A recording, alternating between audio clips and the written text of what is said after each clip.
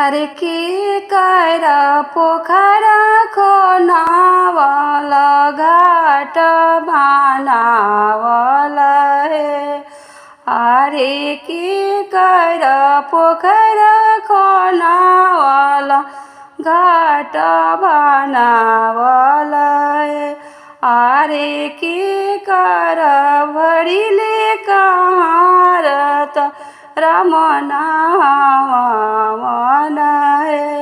अरे के कर भरिले कहाँ रत राम नावन हे।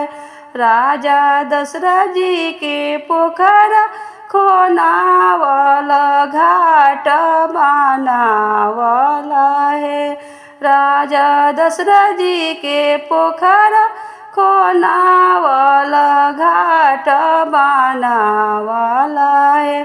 एक कौशल्या रानी के भरिले कहाँ रत राम नावन हे। एक कौशल्या रानी के भरिले कहाँ रत राम नावन हे। के कर पोखरा खोनावल घाट बनावल हे।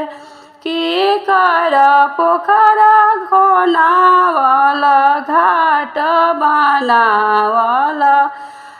राजा दशरथ जी के पोखरा खोनावल घाट